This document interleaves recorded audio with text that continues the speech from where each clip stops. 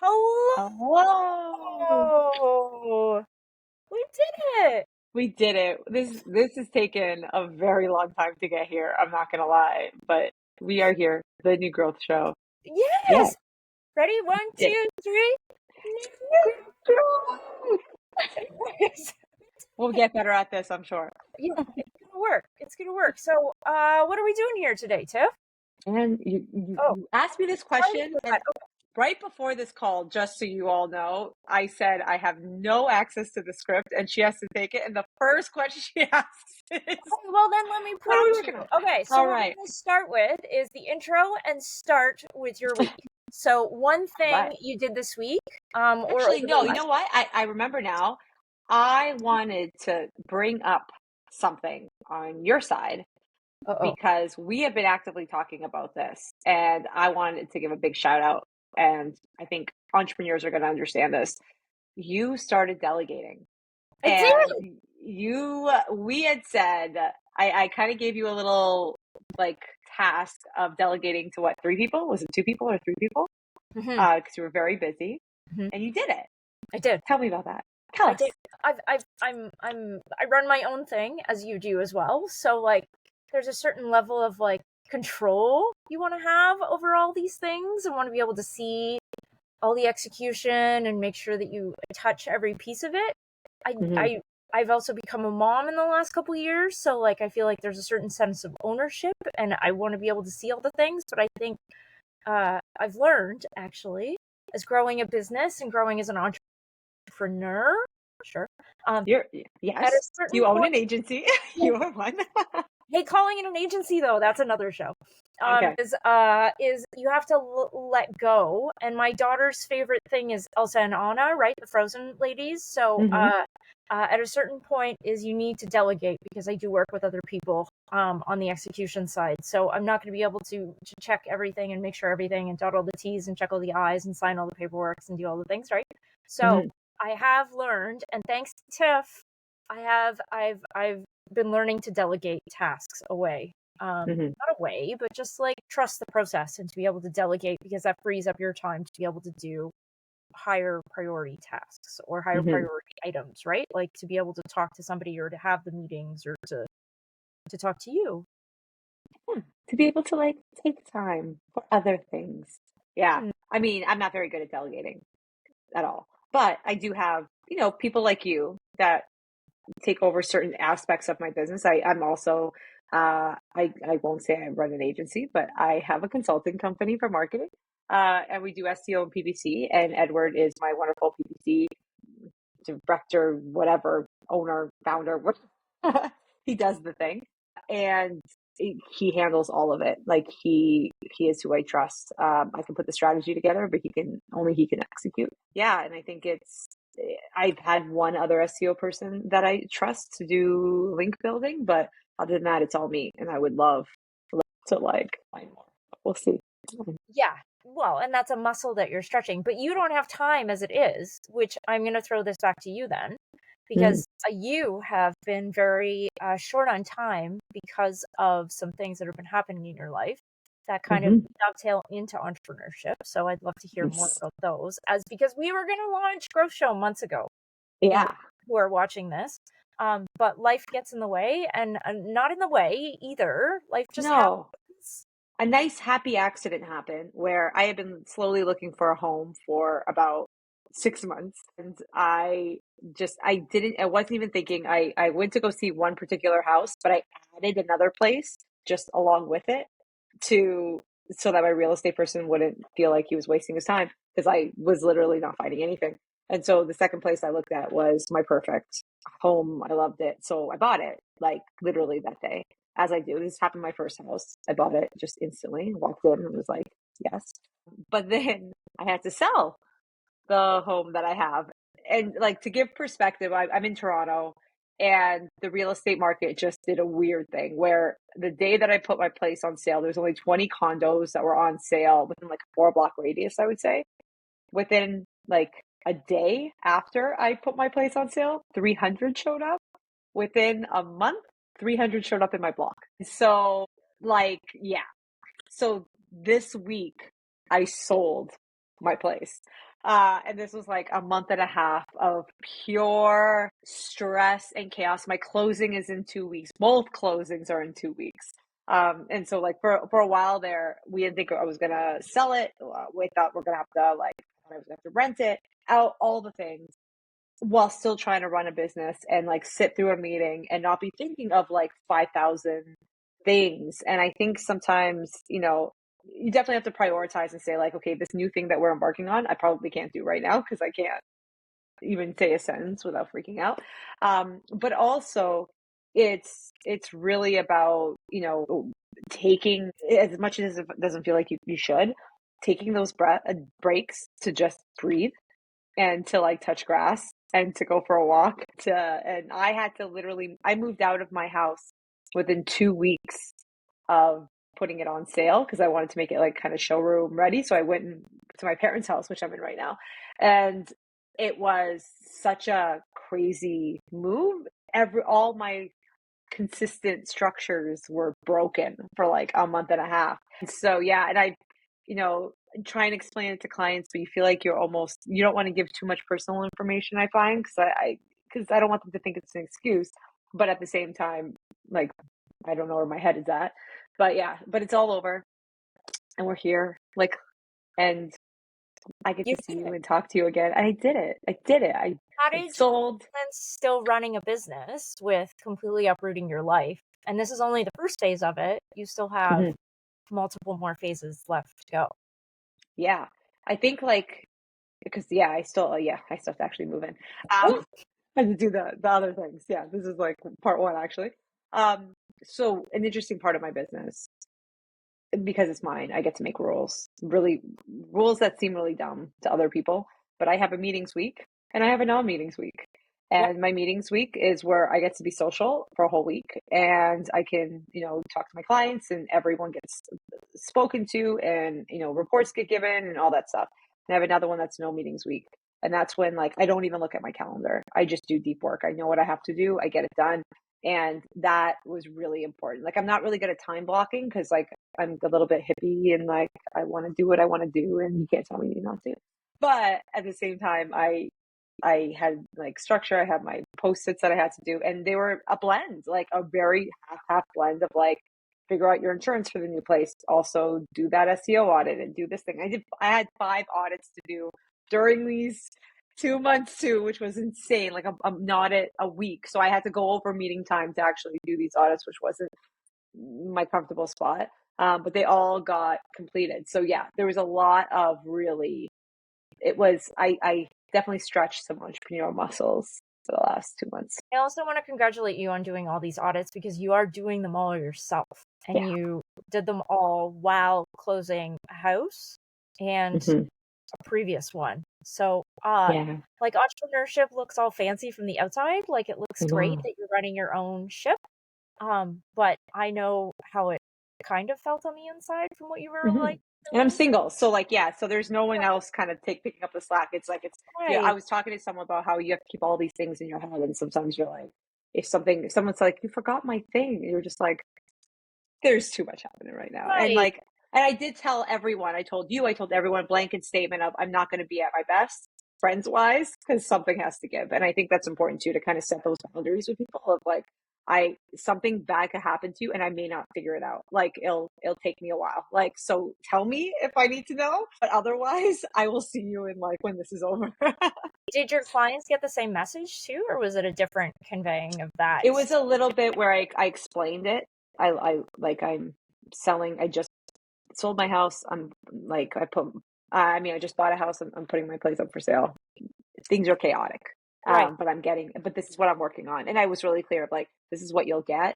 And I kind of, by explaining what I was going to do, I pushed the times a little bit more than I normally would.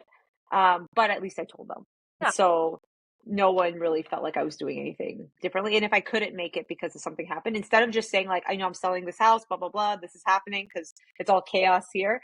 Instead, I just wrote an email being like the date was moved to this.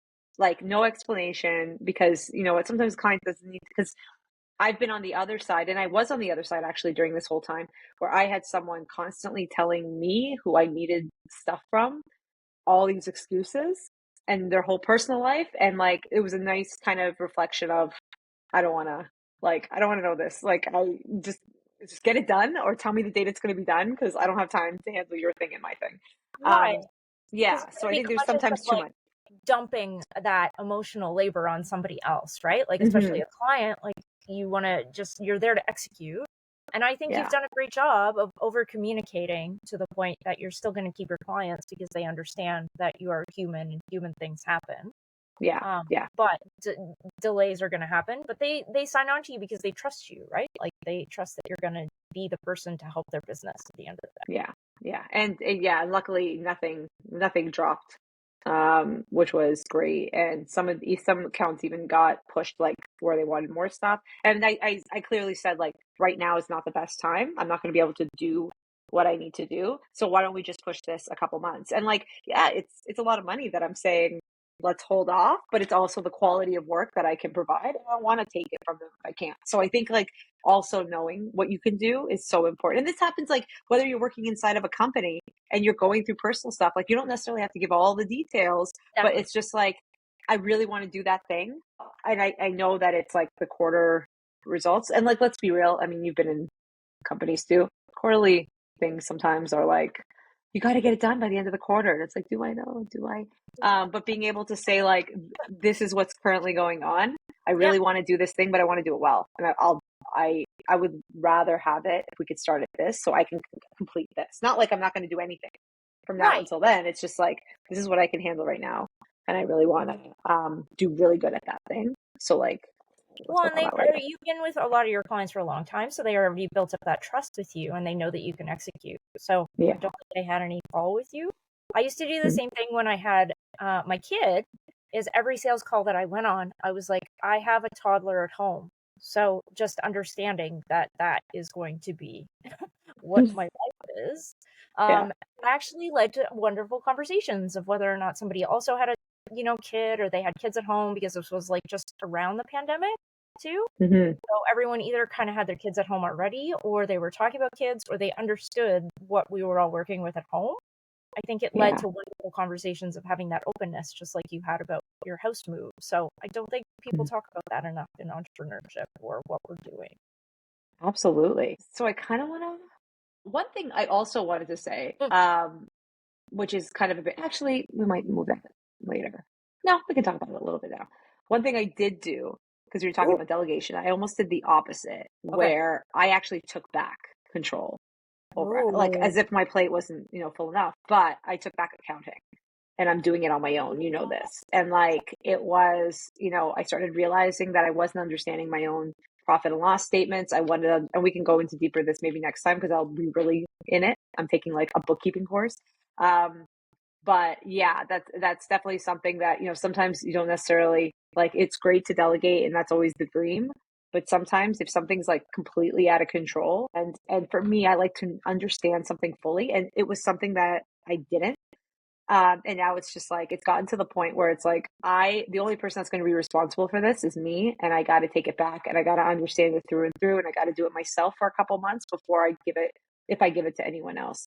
And I'm going to try to save money while I do this, because I've given lots of money to a lot of people. And I look at my books sometimes, I'm like, what happened? Like, what is this? And I'm getting these bills that aren't real, like GST and all that stuff that isn't the right number.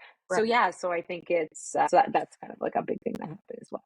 But one thing I kind of wanted to ask you about, and we haven't, because I've been in this like weird haze. There's a lot of stuff happening in growth right now. Like, it's insanity. Like, life has just blown up. If for those that may not know the SEO world too well, I would say a couple weeks ago now, like all the growth, Google ranking, kind of a list was leaked to Rand Fishkin and Mike King. They went out and kind of started to analyze like 14,000 factors, and like all this kind of content is starting to be made of like, what are the real ranking? What is it that we thought we knew that we didn't? And I wanted to know, like, because we haven't really kind of talked about this yet. And this is No. why we have a podcast, so we can talk about things. How do you feel? Like, it's been a couple weeks now. Like, how do you feel Yes. about it? Yeah. What are you listening to? Who are you listening to about it? What's your take? So I think there was somebody else, DJ on marketing, who also came out with it, and he had been doing some Yeah. stuff as well. So I've been reading a bunch of his stuff because he's incredibly smart too. I read a bunch of this stuff, but I didn't like to read it right away. I felt like there was, there's always a bunch of like whoosh in your brain, and it's overwhelming. Just like when the all the other stuff that we're going to talk about comes out, especially in SEO, something comes out and you're like, oh my god, in the brain, and you're, my career's over. What am I going to do? And I'm somebody who gets overwhelmed very easily, so I can't really just like have that happen. And you got to keep talking to your clients and have like a level set about it. So I think I would react a lot out of the gate. So I took like a week and didn't read anything actually. And then after I've taken some calmness to it, I think it's actually a good thing that we've seen this. But I have a multitude of questions that probably don't need to be answered because I think that it will connect to strategies, but in the long term, not like in an uprooted, like, we know that clickstream data comes in and we need to change all of our marketing because we know that people click on things and Chrome is like feeding the algorithm in some sort of weird way that we don't even still really understand. Sure, we kind of knew that to begin with. If you've been following Rand for any stretch of any kind of history through the internet, you know that he's always talked about clickstream data for like the entirety of his And career. what's clickstream data just for? It's just like tracking where people click. Like he used to do all these studies on artificially like pushing things up in the SERPs by like having a whole bunch of people click on them as tests, right? And they work like short term, but they don't work long term, right? Like unless You have to keep doing them. yeah, exactly, right? Yeah. And then at a point I'm sure Google is artificially like turning off that valve. So like to a certain point, cool, it works, but like how long are you going to run that for? And that's not really a long-term standing thing, right? We already know how many people, like what percentage of people click on the top ones, which I'm sure that stuff needs to be redone for the new SERPs that we're seeing as well. So I'm kind of taking it in and looking at it. There's a whole bunch of websites, which I'm sure we could share with you, of like people who have taken that data and like put it into easier visualizations, which I think is helpful. Alita Solis, I really like hers. That's the one I've been looking at. Yeah. Aleda, our Alita, wonderful queen of everything in SEO. I don't know how she does everything that she does in the time she has. She's incredibly efficient at it all. So cheers to Aleda for doing it all. But yeah, she has a wonderful like checklist which we can share, and I've seen a couple websites that give you like visualization where you can search through.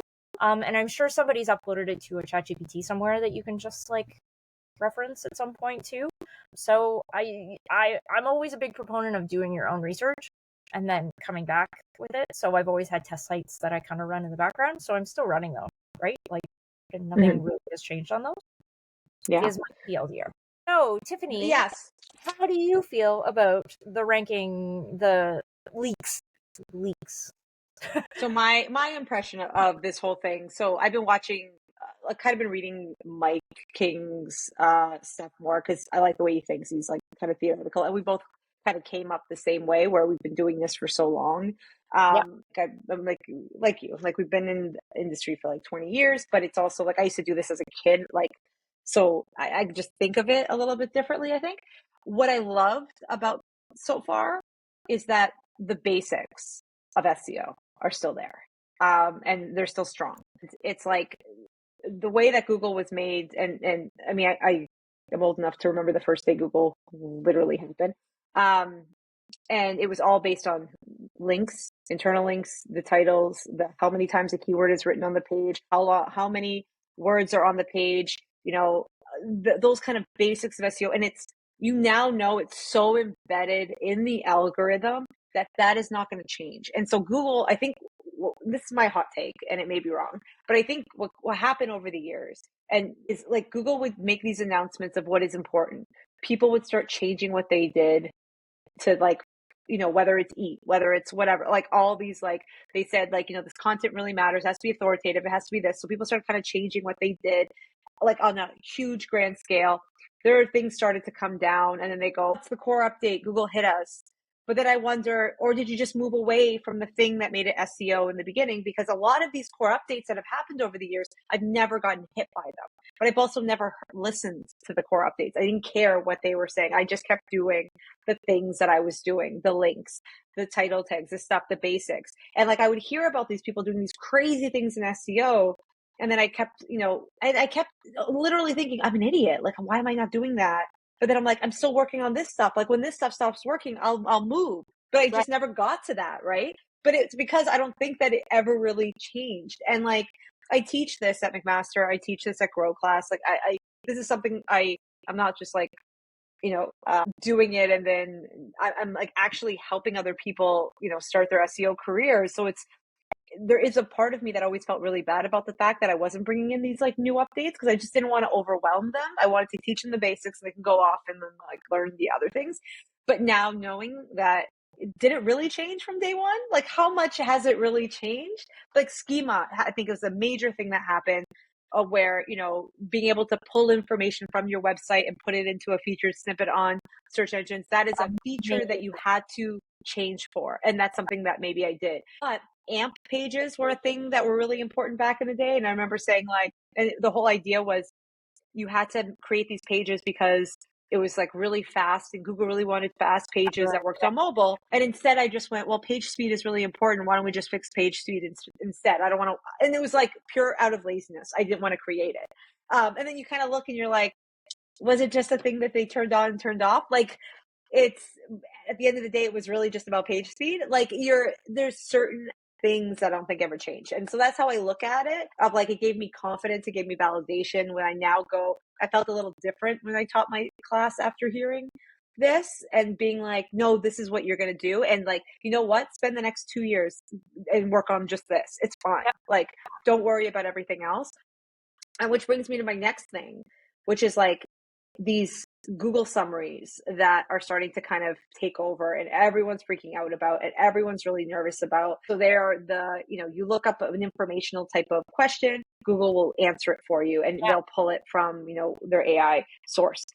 Like it's been riddled with problems. Like, telling people to add glue to their pizza to make it more chewy, add like, and something like that silly to all the way to something like if you're depressed, jump off the Golden Gate Bridge. Like there's a lot there and it's predictive. It's like AI hasn't changed in the last month. It's still predictive. It's still pulling from Reddit, which is a dumb thing to do. And pulling from Reddit, it looks like pulling from Reddit answers that weren't even popular or anything, just random ones. So we don't even understand really how it's pulling information. And so like, I look at that and I go, well, in my head, it's like, I'm almost ignoring it and like acting like it just doesn't exist because Really?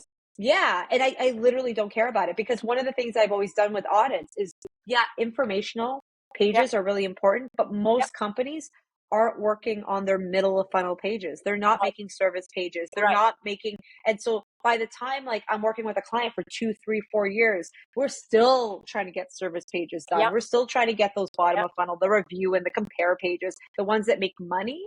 So getting a guide done, I'm just like, I don't care. Like for me, blogs and informational stuff has always been about internal linking. Like especially in e-commerce where content may not be possible, I'm only thinking about internal linking. So in my head, AI summaries are likely, they're not going to come in, at least I don't think, and we'll see. If someone's looking up a psychologist in Toronto, are they going to show just better health? Like, because that's the answer in AI? Like, we don't know. Or are they going to actually still show the 10 options because that's what people actually want? And like my gut is saying that they're still going to show those answers for those. And like maybe when we write that content of like, what do I do at my first psychologist appointment? That's probably going to be answered by Google, but I didn't really want my client to work on that anyway. So that I see it completely different. And then as someone who wants to put content out, it kind of sucks. And I won't, which is fine. But I'm not worried about it. But I feel like you are. Like we've talked about this where you've kind of talked about your issues. You have issues with it, not necessarily worry. Yeah, I have issues with it. But what did they call it before AI overviews? It was like SGE experience. Was that it? They call Yeah, this I don't know. I feel like it keeps changing. Like when I yeah, even looked it up today, it said Google Summaries, and I'm like, I don't even know. Google Okay, Summaries. Oh, that's new too. Wow. yeah. Okay, So cool. I don't know. Because it's essentially like a featured snippet, right? Like it's a featured snippet. It's the new That version of, now doesn't come from a website. but right, because it pulls in Gemini, as Yeah. we understand. Okay, so you're essentially feeding the LLM whatever you want to show up in the AI summary, is how I Hmm. understand it, right? So I don't think strategy changes much, except it just drops out the bottom like 5-10% of content. The garbage junk. I'm not going to use the swear words, right? But like the Hmm. SEO content of all SEO content, I think is really what I'm going to see like fallout Well, of the I'm product. worried that they're literally because the CEO came out and he said, well, we still don't necessarily know how and I'm paraphrasing, but like we don't necessarily know how it works. But it's They don't know, probably still going to predict. It's still going to predict things. But right? Because yeah, it it's was like this really, AI. yeah. It's so we can't just fix something so that it stops saying that pizza shouldn't have glue in it. Like that's not like a thing that it's not an algorithm that we can shift. Yeah, Yeah, because it's it's a large literally. language. Yeah. So I wonder when it based on where is it coming, where is this information coming from? I think like Reddit is probably where a lot of it is coming from, and they But almost would have to say no to Reddit. right, so is that the problem? Because anybody who's spent more than 5 minutes on the internet knows that Reddit is an answer and it's a place to get answers. But what kind of answers are you getting on Reddit? Yeah, Like and a you lot of it, it's like 90% snarky, 1% useful, not, exactly. and then like yeah, 9% of just pure gibberish. So did they just open the funnel and it's just like a hose that are pumping of Reddit into it? Because then you're obviously going to get like a Tay again, Mhm. right? Like we've, if for all the watchers out there, I'll put a screenshot up there, right, of what Tay was a Microsoft bot that they put on Twitter that they fed it Twitter tweets, right? So it Mhm. only took it what 24, 48 hours before it was a bigoted, racist jerkwad to everything that it was asking, and they had to shut it down. So how is Yeah. this any different than that? Because at a core being, I hate to like dunk on the internet like this, but the internet is a lot of garbage, right? Like Mhm. garbage in, garbage out. There's a reason that when you search through Google, the results were such quality because their filters were so heavily filtered of the stuff that they're doing. And I understand they're in like a tuning phase now, Yeah. but that tuning phase, now that they've added in all these external forces and are trying to answer the things because people are typing in what's the best shoe for me Reddit, right? Mhm. Kind of Yeah. queries, I think, are over tuned to the junk that you end up getting from Reddit as well. That's how I Mhm. see it. Yeah. And I mean, it could also just go the ways of Google Plus and just be canceled. Oh, I miss And I Google think, Plus. but what I think though is like I really like what Apple has done, where they presented their product that we all know, and they made these slightly little tweaks that are just a million that are cool and they're embedded in what you already do, and they're just tiny. They're tiny little. Let's make this 10% better. Let's Right, make this whatever. Not let's take up the whole search result page because right, I think that's like what are you doing, Google? Like, it's not like take up 90% of the thing. Like, just change it, like, make it a little bit better. And like, you can do that with like, without us necessarily, without throwing AI in our face, some of the prompting that you can provide, if someone keeps looking up the same thing over and over again in different ways, maybe you can like figure out that they're like really looking for like all these different things and maybe blend that information and give you a better search result. right. That's a cool way of using AI, right? And I don't need to know that it's AI. Like I just do the thing, make it better. And I'll feel it. I'll feel that, oh, Google's been great. But I don't know about you, but Google's felt terrible Yeah, lately. And I'm that's like 7, 8, 9 searches and I'm nowhere near where I'm trying to get to. And I've literally forgotten. And then I go on TikTok. Well, I don't go on TikTok, but I go on Instagram and try to find and search for it. But I know other people that will go on TikTok and answer the question. And I'm nervous too about like, I couldn't find the answer on Google, the answer that, where medical information should be top, like really important, like top sources from like universities or research should show up. But instead I went on TikTok and, Betty from Idaho, no offense to any Bettys or Idaho residents, but is telling me to like, eat chalk because that will give me iron. And like, and then we're all going to do it now. And I just like that worries me. Glue on pizza. Like, is it better to get glue on pizza from Betty in Idaho, or is it better to get it from an AI overview? Yeah. Is it like the trust level is which there? one looks more believable? Right. Like, at the end of the day, is it that? And to add into all this, how many AI overviews are you actually seeing? Because for everyone out there, Tiffany and I are in Canada, which is a completely different search landscape.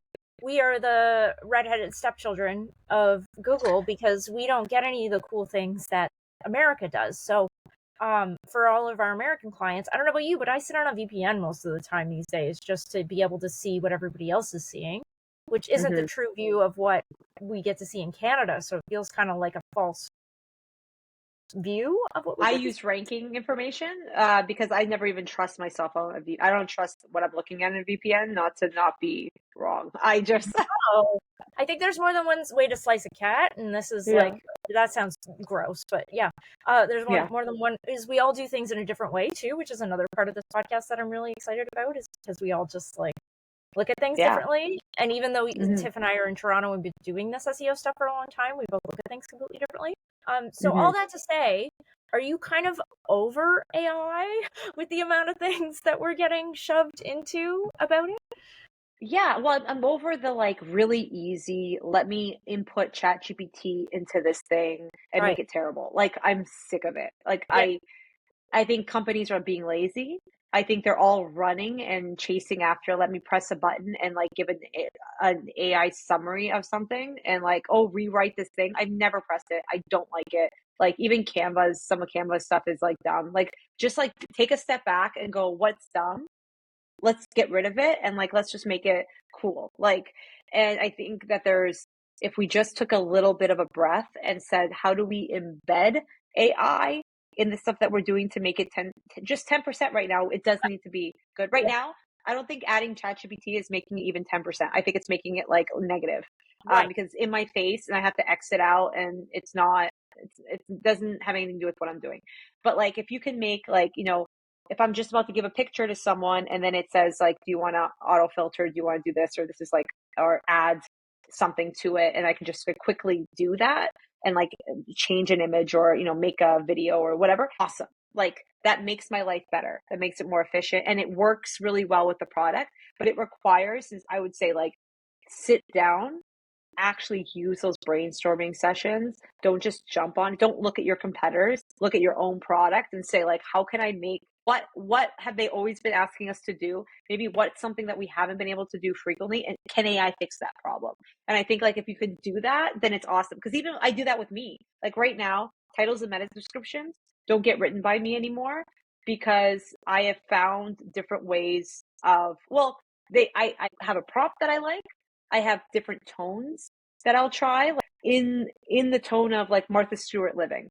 Give me like, 3 meta titles for this, whatever. Like, it's not like I just ask it to give me like 35 titles. I do it slowly, but I don't use the draft part.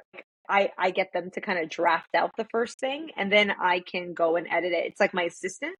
And I think my work has become better as a result of it. But I didn't just say like, you're going to make a blog for me and I'm going to give that to a client and I'm going to ask for a ton of money. And that's what I think people are doing. And they're saying like, oh, I'm using AI really effectively. Look at me make all this money. It's like, no, it's really bad quality. Like there's still that. And so I think like when I look at my business and I look at how can I make my life, my work 10% better, I have been using it slowly. So that's my answer to it. I'm not necessarily sick of it. I'm sick of the way, and I'm still taking courses and stuff to learn more about it because I haven't even like hit the tip of the iceberg of what's possible. Sure. Yeah. And I want to know, I want to be ahead of this. Right. Yeah. Like But I don't, but it's going to be like SEO where again, I've been around for 20 years and I'm just probably going to ignore a lot of stuff for a while. Yeah. Yeah. I totally agree. But I feel like, what was I going to say? Is number one is I don't think the amount of people that are using it fully to that extent either. Like I've been pushing people on like, oh, you're using AI. What are you using it for? Like, give me some use cases because I want to know, because I want to make sure that well, not make sure, but I want to know if you're just writing titles and descriptions, right? Like if Yeah. you're just throwing that whole thing in there and spitting it back, that's not using AI. That's like offloading your brain and making it sound like a teenager who's in school, right? Like that's not helpful. Don't even get me started. And like you've heard my rants about students just like literally inputting the homework in and like and then being upset why they fail a course. Like, and it's just like I don't care about AI and whether you're prompting it, just do it well. Right. So that's why I want to know, like, where, like, how you're using it, because I think you can use it, like you're saying, using it like a coworker, like a second hand to help you is fantastic. You know, how do you think about this, like, and do this? Because I think that's the difference. Is you're prompting it with context of knowing that it's not the smartest thing in the room. You're prompting it with Mm-hmm. something to help you make or think a different way because you're already the smart person. You Yeah. already know what you're doing. You can do it. It's just, you know, our brains are only capable of doing so much because we're lizards and annoying and we can only do so much in a day. So I think it's using it to leverage another percentage of our brain or to, like you said, to do that extra 10% of work that you would be able to do with Yeah, it. don't offload it and bring it in slowly. Like bring it in, like just give yourself the time to understand what it's doing. That don't think that your customers are dumb either, right? Like I feel Yeah. like all people are using ChatGPT is we're not dumb at the end of the day. We can read. So we all know like what ChatGPT is capable of, and as especially as marketers, right? Like we love efficiencies. So Yeah, don't yeah. think And I love I don't if I can't know, you succeeded. Like if I can't tell that it's ChatGPT, good for you. Like all praise to you. Yeah, but if your stuff starts with like an in conclusion, here's the awesome thing. Like I'm like, no, I know what you're doing. or the gray background is my favorite when it's like literally copied and pasted and like no formatting, whatever. Yeah. But yeah, so I mean I'm not sick of it. I think it needs to I kind of want to fast forward a little bit to be like, okay, where are Yeah. we going here? It's Because this is a getting, continuing discussion, and I look forward to us continuing this discussion to see how it evolves too. Because Mhm. truly, we're at like V1 of us letting this out of the box, and we can't put it back in the box. So we're in a new Yeah, reality. Let's see where it goes and how people use it and how the world adjusts absolutely. to it. So what's really funny, what I had for you today, but then I realized that you can't hear sounds, Bummer. and we're gonna figure this out for next time because Yeah. I might have taken an AI program and made us a new growth show song. I'm not even kidding you. This is what I did. And it is fantastic. And like, I want you to hear it so bad. Yeah. Okay. So I picked a rock song written by a woman.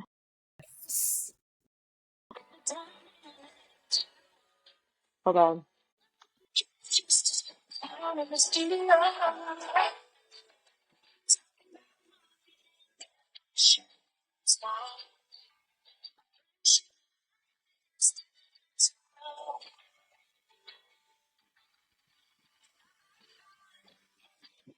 I thought it was really cute. It's a little country. It is. It's a I little you know what? Which I think is really funny because I tried to even go metal because it's yeah. you, and I tried to go metal with a female singer, and it still was like that's definitely not metal. But then as soon as I took out the female, then the men, it was like super metal, and it made me a little Oh. sad that they couldn't like. I wanted to hear a woman go hard, Yeah, like a like with Paramore, metal. like yeah, vibe. Yeah, that's Yeah, literally what I was or like looking for. a pink But who knows? We may Paramore-ish start kind of like world. playing with this and using. Yeah. So my last question for you, Oh, because you know that I'm in a bunch of book clubs um and I'm in like four, and one of them's like a romance one, which is really cute. Another one is like random. I love your Another book one's more clubs. businessy. I know I have like endless time to read books apparently. Of course, Um, on top of everything else. yeah. So this month we were asked to read this book, My Dark Vanessa, and like I will trigger warnings, all of them. Like I gave it 1 stars. Like I'll say it. I don't like dark shit. Like not I don't like stuff with abuse. I don't like stuff with like teachers and like it was literally everything that's terrible in one book. And like not to give anything about the person who suggested, she likes that. She likes being scared. She likes that. And I could see like I was sitting in this book club and I'm watching everyone kind of talk about this and being like totally cool with having their mind fucked, let's just say it. And that's fine. But it made me wonder, because you're like me, where we're very like happy forward people and we like to be surrounded by happiness, but we'll still listen to System of a Down, don't get me wrong, Oh when yeah. things are bad. Okay. But like, yeah, I realized that I can listen to dark, but Ooh. like music wise, but I cannot read it. And Really? I don't want a book that's going to go down the dark train, because the words really affect me. But like music that's like, like a system or like some like a metal band or something, I can do that. Yeah. And I wanted to know what you thought about that. I think it depends on the dark. Like I literally have, I can even show you this. I literally have Annihilation sitting on my desk because I read I'm it. staring at it. Yeah. Yeah, I was on a client call earlier this week and we were talking about dystopia and I was like, you need to read Annihilation right now because it's dark. It's really dark. And the movie was really good to go along with it. The book was obviously better, but like when you cast Natalie Portman in your movie, yeah, it's gonna be good. Yeah. I like to read dark, but as long as it's like dystopia, which used to be before the pandemic, stuff that didn't exist, that a Yeah. future that we didn't think was going to exist, right? Like zombies and stuff. Feels like a So reality show now. now it's a little bit of a reality show. So I had to take like a 3-year break of reading anything dark, 3-4 years of reading anything dark, but I'm back to it because I feel like maybe we're coming out of it. So I think it's like depends on the time. But yeah, I'll listen to sad, dark, angry music all day, every day. Also movies, sad, dark, angry music, movies, all day, every day. Treated myself to Dune 2 a couple weeks ago, I think I told you. So yeah, Yeah. give me all the dark.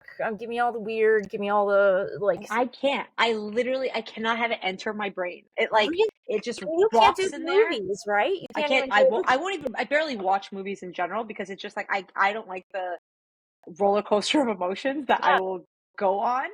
And yeah, like I mean, I watch Hallmark. It's no surprise. I literally will watch Hallmark all the time, and I used to be someone that used to watch like crime shows before I went to sleep, and I wasn't sleeping well, whatever, and I stopped doing it. And I realized it's the crime shows I'm literally putting into my brain every night. And so I cut it off. And so that was probably the darkest I would go, but it needed to be procedural. It wasn't like no true crime or anything. But yeah, like I was reading this and I was getting like so, and maybe I do think I'm more just anxious than normal people, but like I had to finish it so I knew how it ended so I could just be done with it and put it away. I couldn't just drop uh, it. That's my problem too. So I finished it, but I just like, that was kind of the question I wanted to end on with, like, if we do have viewers, I hope we do, and how they feel like about like like, do you read dark shit? Like, how do you feel yeah, about it? And like, because I want to know how people feel. I wish I could just like allow myself to feel those emotions, and that may be like a thing I do in the future to slowly kind of do it. But like for me, it was like an assault on my senses, if that that's makes sense. so. Would you ever read or watch like horror movies? No. That's like And weirdly, I was an extra in movies, and I did horror movies specifically so I can see how what they it's work. like. Yeah. Yeah, so I wouldn't be scared. I was like, even like Dawn of the Dead, I was an extra, and I know, like I'm so just jealous. Honestly, like Resident Evil. Like I just wanted to be able to see, but I never watched it. I like got through 5 minutes of it, and I'm like, I'm good. I don't want to see this. Like I no. they are kind of scary. Like, and they've come out with like all this new terror stuff. Like the A24 has a whole new level of movies that are coming out. Somebody suggested to me this week to watch some, and I'm like, I need a certain day and time to watch that kind of movie because that's like Yeah. psychological, which is too much.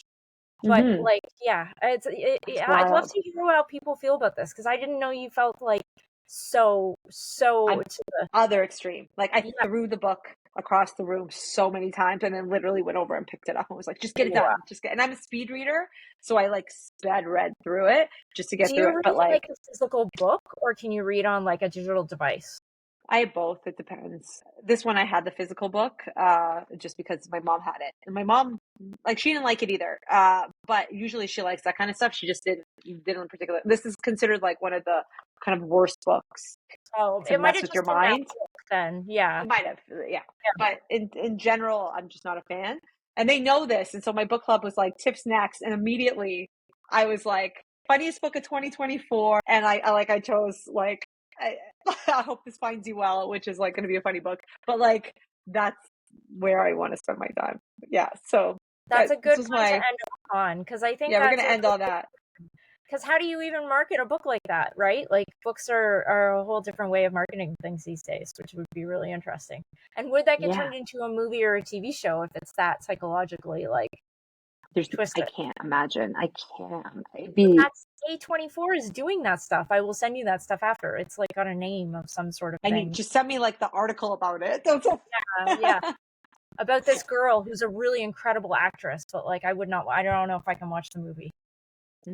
Interesting. Yeah. Well, I think that brings us to the end of our It show. does. Oh my gosh, we made it through a whole one. Thank you, We everyone. If did you stuck it. around this long, we're gonna keep trying to do these and talk about marketing in a way that we find is accessible and approachable and doesn't just include SEO, because that's a little niche into a niche into a niche, right? And we're all just Mhm. marketers. I think we need to like make sure that we include everything.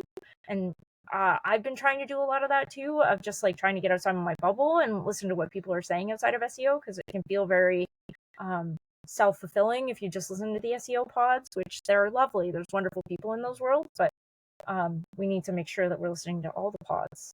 What do you think, And Tiff? if you're listening, please let us know in the comments, like if there's certain stuff you want to hear about, certain questions that you have about marketing. We're here to answer them. We That's are. what we do. Mhm. Okay, so until Thank you. next time, our friends and family and everyone who's listening in the backgrounds right now, I know mine is. Uh, Mhm. do we do new growth And at my that? dog. Oh, and your Yes. okay. Yay! Hey, new growth. Hey, we will talk to you all next time. Bye bye.